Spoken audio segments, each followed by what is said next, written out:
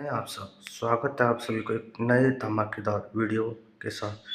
तो चल और उन्हें शक भरी नजरों से देखता। लेकिन तभी उसकी जिंदगी में एक नई इंसान आती है, जेन, जो पास के गांव में पढ़ाने आई एक स्वयं सेविका थी। वह बाकी इंसानों से बिल्कुल अलग थी। 15 साल तक सिर्फ जानवरों के बीच रहने वाले टार्जन के लिए यह एक नया अनुभव था। जेन की खुशबू, उसकी उपस्थिति, सब कुछ टार्जन को अजीब लेकिन आकर्षक लगता था। वह उसके करीब जाता है, उसकी खुशबू को महसूस करता है, जो गोरिल्लाओं के पसीने की गंध से बिल्कुल अलग थी। वह इतना मोहित हो जाता है कि उसे बार बार सूंघने लगता है, जैसे उस खुशबू को अपने अंदर समा लेना चाहता हो। जेन इस अजीब हरकत से घबरा जाती है और उसे बर्दाश्त नहीं कर पाती। हैरानी की बात यह थी कि जंगल का सबसे ताकतवर इंसान टार्जन खुद डर कर भाग जाता है, लेकिन जेन उसके पीछे पीछे चल पड़ती है और अनजाने में गोरिल्लाओं के इलाके में पहुंच जाती है। तभी एक बड़ा गोरिल्ला उस पर हमला करने वाला होता है, लेकिन अचानक टार्जन वहां आ जाता है और उसे बचा लेता है। वह जेन को अपने नीचे छिपाकर उसकी रक्षा करता है और खुद अपने शरीर से हमले सहता है। गोरिल्ला इसे अपने झुंड के साथ धोखा मानता है और टार्जन पर बेरहमी से हमला करता है, लगभग उसे मार ही डालता है। किस्मत से टार्जन बच जाता है। गंभीर रूप से घायल टार्जन को जेन किसी तरह अपने गांव ले जाती है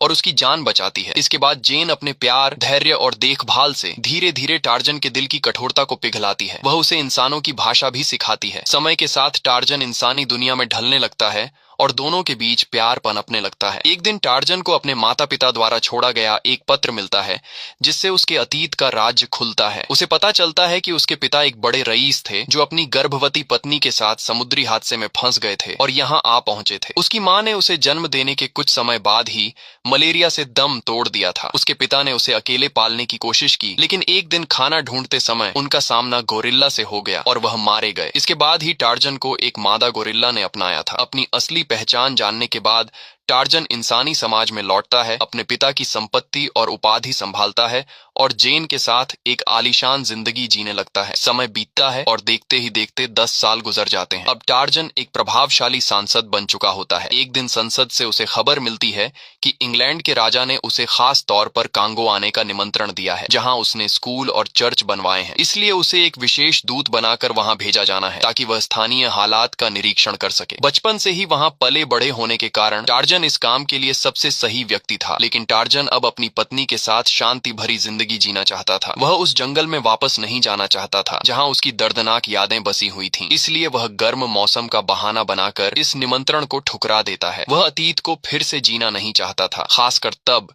जब वहां की स्थिति अभी भी खतरनाक बनी हुई थी। लेकिन जब उसे लगा कि वह इस सब से बच जाएगा, तभी लाओ हे नाम का एक खास दूत उसके पास आता है और उसे एक छुपा हुआ सच बताता है। वह बताता